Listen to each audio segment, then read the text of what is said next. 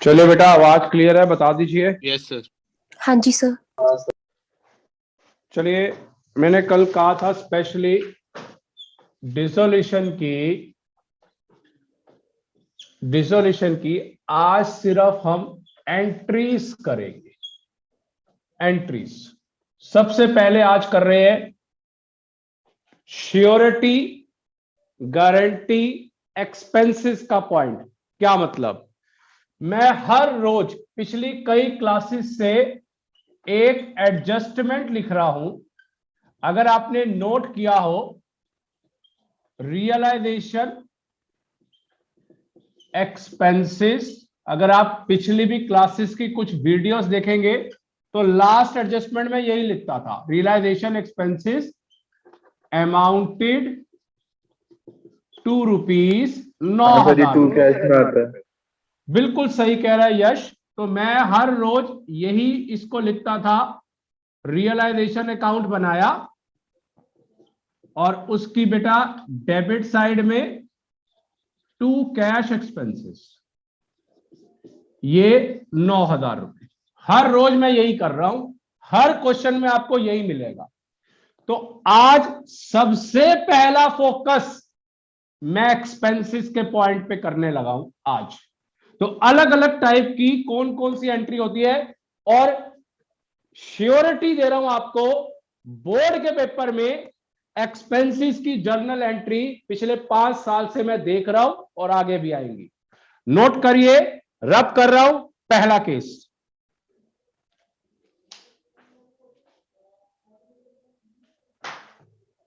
Sir आज तो हरवंश भी आया। बढ़िया है भाई वंश, बहुत छुट्टियां हो रही है।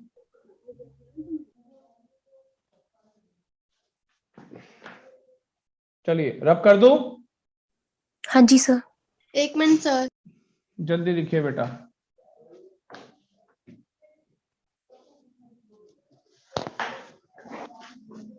कर दो। चलिए अब हम शुरू कर रहे हैं। आज सबसे पहला टॉपिक, आज का हेडिंग डाल लीजिए एक्सपेंसेस के नाम से। जितने भी केसेस हो सकते हैं, सबसे पहला वाला केस, पहला वाला सबसे रोज जो हो रहा है, रियलाइजेशन एक्सपेंसेस अमाउंटेड टू ₹10,000, ₹10,000। तो मैं दोनों चीजें करके दिखाऊंगा। वैसे तो जर्नल ही करनी चाहिए, और जर्नल एंट्री क्या होगी इसकी बेटा? Sir realisation Realization to account debit to cash account. To cash account. ये एंट्री बन गई आपकी ₹10,000 की पहली एंट्री, जो हम कहां लिखते हैं अभी मैंने आपको रियलाइजेशन बता की डेबिट साइड में। हाँ जी सर टू वो कैश ये के, पेपर में ये एंट्रियां अलग अलग ही देंगे या फिर मतलब? हाँ जी अलग अलग देंगे, अलग अलग एंट्री आएंगी बेटा। दूसरा, second, realisation expenses ₹11,000 were paid by partner X. कह रहा है इस बार एक पार्टनर पे कर रहा है, तो एंट्री क्या होगी बेटा? Realisation account debit to ex capital account. बिल्कुल सही। टू अब एक्स कैपिटल कैश की अकाउंट। बजाय to ex capital account. 11,000।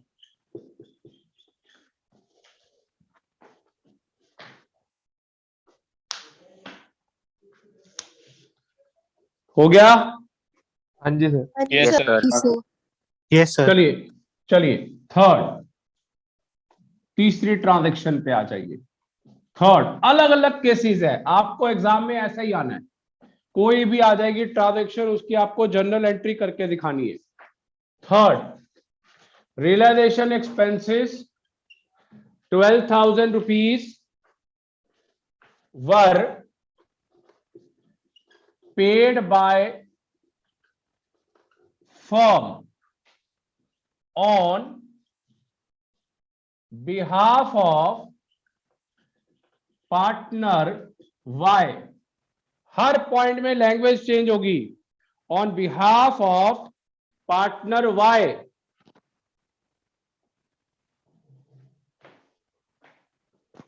Sir इसमें दो एंट्री होगी? नहीं बेटे, एक ही एंट्री करेंगे हम। कह रहे हैं जो फर्म है वो पैसे दे रही है वाई के बिहाफ पे। आंसर लिख लीजिए, Y account, Y capital account debit to cash account. अब ये सिर्फ जो वाई अकाउंट बनेगा उसके डेबिट में आएगा टू कैश एक्सपेंसेस 12,000 रुपए से। अलग अलग सिचुएशंस है बेटा। सर ये कैश अकाउंट में भी आएगा ना उसके वाई कैपिटल के नाम से? वो तो लॉजिक पता ही है कि वो हाँ उसमें सर। शिफ्ट, हमने तो एंट्री सीखनी है बेटा, हमें तो सिर्फ एंट्री ठीक है सीखनी है। सर, ठीक है। रब कर दूं? हाँ जी सर। हाँ जी सर। Yes sir. चलिए फोर्थ, बेटा ये संभाल के रखना सारी एंट्रीज। इसमें से मैं फिर बोल रहा हूं, आप चाहे बोर्ड का पेपर चेक कर लीजिए, पिछले 5 साल में एक्सपेंसेस का पॉइंट हर बार आ रहा है, एक्सपेंसेस का। इवन आप ये छोड़ो, इस साल का सैंपल पेपर में भी चेक करना, एक्सपेंसेस की एंट्री होगी बेटा। चौथा लिखिए, डिसोल्यूशन एक्सपेंसेस वर ₹14,000, 14,000 रुपए आउट ऑफ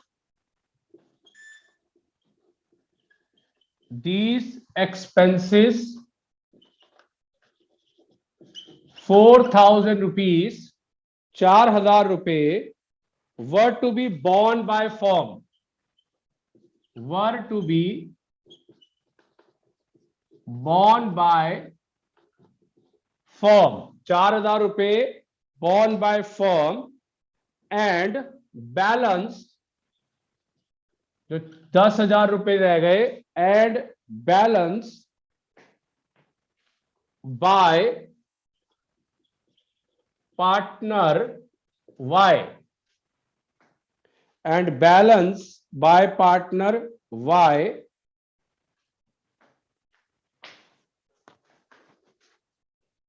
चलिए अब बताइए इसका ट्रीटमेंट क्या होगा बेटा। 14,000 रुपए की है, कैसे करेंगे इसका ट्रीटमेंट?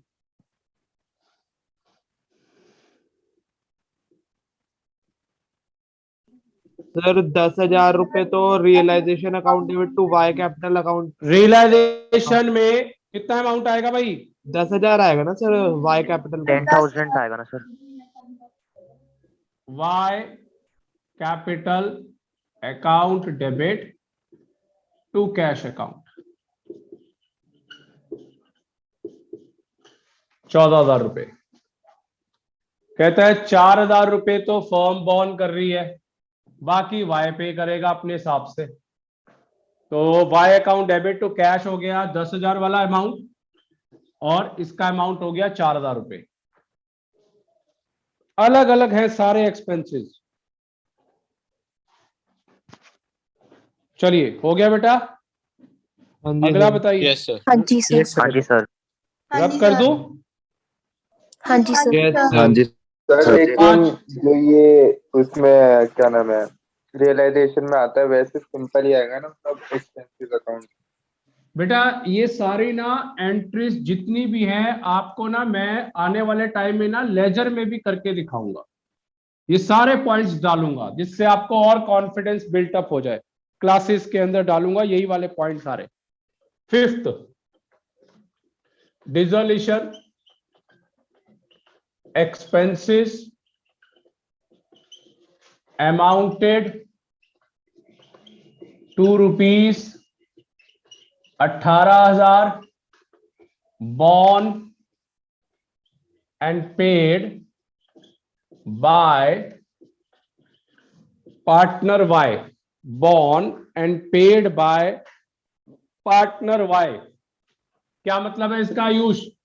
कि डिसोल्यूशन एक्सपेंसेस है, बॉन्ड भी वही कर रहा है और पे पेड भी भी पार्टनर वही। है, इधर नो एंट्री, नो एंट्री, क्योंकि वो पर्सनली बॉर्न कर रहा है, पर्सनली बॉर्न दीज एक्सपेंसेस। इस सर वजह ये से कैसे पता चला पर्सनली बॉन्ड कर रहा है? बेटा क्वेश्चन की लाइन देख, फर्म का कहीं पे नाम है, नहीं सर। तो इसका मतलब बॉर्न भी कर रहा है और पे भी खुद ही कर रहा है, खर्चे भी निकले और पे भी कर लिया, फर्म को अच्छा पता ही सर। नहीं, तो पर्सनली हो गया, इस वजह से नो एंट्री। चलिए नेक्स्ट, आ गया समझ? हाँ सर। Yes sir. हाँ जी सर। चलिए सिक्स्थ सिचुएशन, छठी, ये सारी की सारी आपको ना संभाल के रखनी है, पक्का आने हैं अलग अलग, सिर्फ एक्सपेंस के ऊपर ही ट्रीटमेंट हो रहा है और कुछ भी नहीं हो रहा, बाहर की तो कोई चीज है ही नहीं। चलिए अगला लिखिए, छठा लास्ट इसका, realisation expenses amounted to ₹5,000, amounted to ₹5,000 were to be borne by partner X, were to be borne by partner X. However,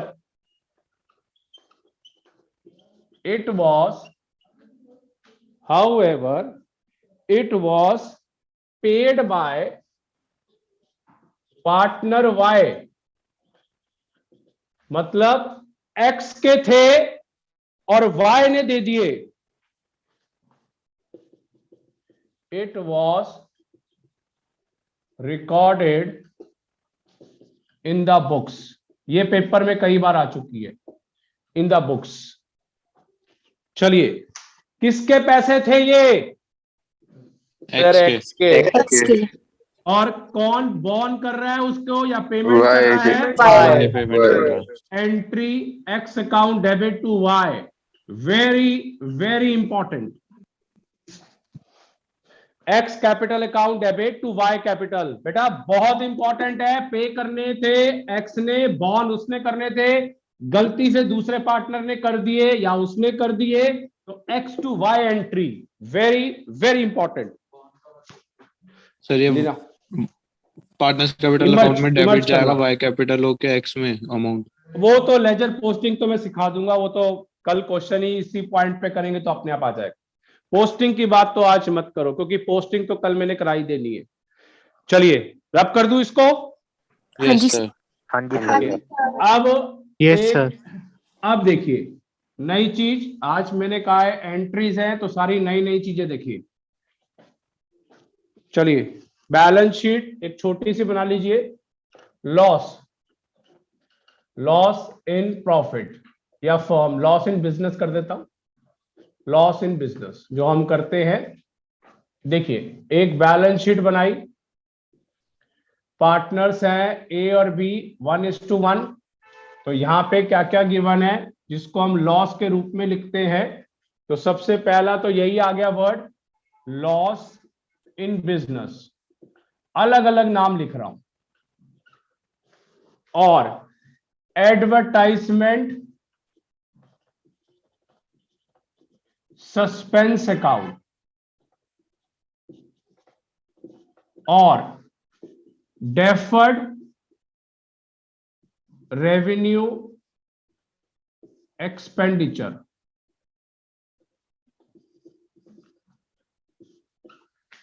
deferred revenue expenditure और profit and loss account debit balance,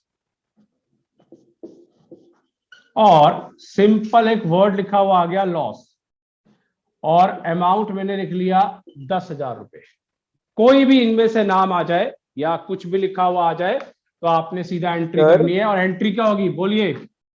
sir वैसे इस side लिखा होगा तो हम debit balance ही मानेंगे ना बिल्कुल P&L बिल्कुल account। बिल्कुल। और लाइबिलिटी साइड में होता है तो वो क्रेडिट बैलेंस होता है। ठीक है sir. A A capital debit, B debit to profit and loss account. To profit and loss account या जो 5,000 भी 5,000 10,000। 5,000, 5,000, 10,000 loss. बिल्कुल सही ये आंसर। अलग अलग सारे नाम लिखिए बेटा। चलिए हो गया। हाँ जी Yes, sir. sir. Yes sir. ऐसा ही इसका उल्टा जो आप रोज क्वेश्चनों में डिस्ट्रीब्यूट करते हो, जर्नल रिजर्व या profit and loss credit balance. चलिए तीसरा, थर्ड, रिजर्व एंड सरप्लस। कौन कौन से आ सकते हैं? चलिए इसमें भी ए और बी 3:2। पहला सबसे ज्यादा नॉर्मल जनरल रिजर्व आता है 10,000 रुपए, और कॉन्टीजेंसी रिजर्व 10,000 की फिगर ही आनी है, जो मर्जी कर लो। प्रॉफिट एंड लॉस इस बार क्रेडिट बैलेंस, वही सब में एक ही फिगर 10,000 रुपए। और profit and loss appropriation account के नाम से भी आ जाता है। मैंने कई क्वेश्चनों में ऐसे नाम देखा है। 10,000 रुपए वर्कमैन कंपेंसेशन रिजर्व, सरप्लस,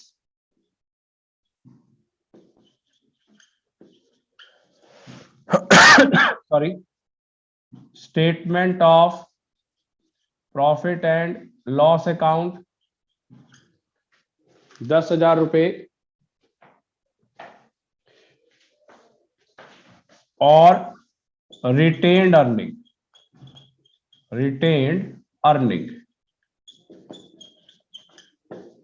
कोई भी आ जाए इनमें से नाम, कोई भी आ जाए। तो चलिए एंट्री लिख लीजिए। क्या एंट्री होगी बेटा? Sir A B T general reserve.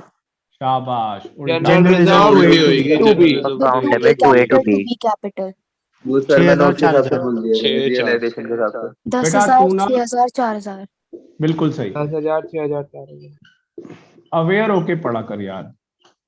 10,000, 6,000 और 4,000 रुपए। Investment fluctuation reserve अगर सर अगर इसमें आ गया वो assets में जो वो बेटा investment है given नहीं है तो सुन, वो हमेशा ऐसे वाले पॉइंट ना बेटा, वो डिपेंड करते हैं इन्वेस्टमेंट के ऊपर। बिल्डिंग फंड है तो बिल्डिंग पे डिपेंड करेगा, आप ऐसे नहीं कर सकते। समझा मेरी ठीक है बात? सर, ठीक है। वो इसके अंदर, इसमें आप इंक्लूड नहीं कर सकते। सर ये लास्ट में लिखा है। रिटेन्ड अर्निंग, हाँ बोलो यश। सर अगर वर्कमैन कंपनसेशन रिजर्व आया तो भी हम जनरल रिजर्व लिखेंगे?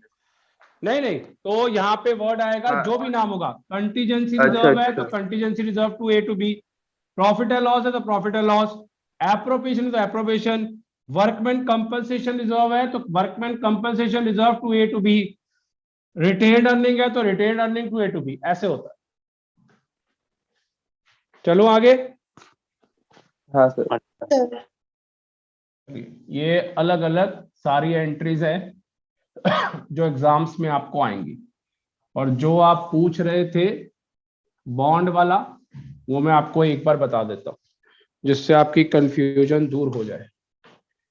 ए और बी 1:1 एक बैलेंस शीट बना लीजिए।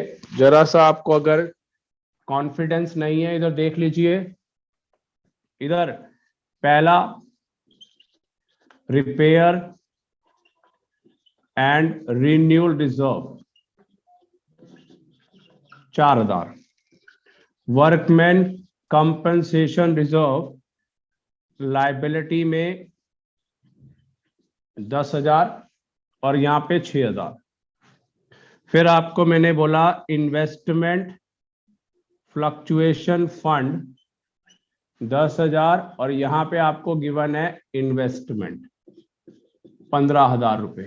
फिर मैंने एक आइटम और बोली आज या प्रैक्टिस में, बिल्डिंग फंड 11,000 और यहां पे आपको गिवन है building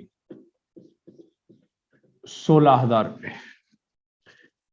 joint life policy reserve 15,000 और यहां पे जॉइंट लाइफ पॉलिसी गिवन है 30,000 रुपए। ये सारे पॉइंट्स आ गए जो आप पूछ रहे थे। इसमें एडजस्टमेंट लिख देता हूं, investment were released at ₹18,000, building and joint life policy were released at full value, at full value। चलिए, मैंने आपको पहले भी समझाया था इसमें से ये कितनी आइटम्स हैं जिनकी पेमेंट नहीं होती, जिनकी पेमेंट नहीं होती। तो आप कैसे कैसे एंट्रीज करेंगे बताइए।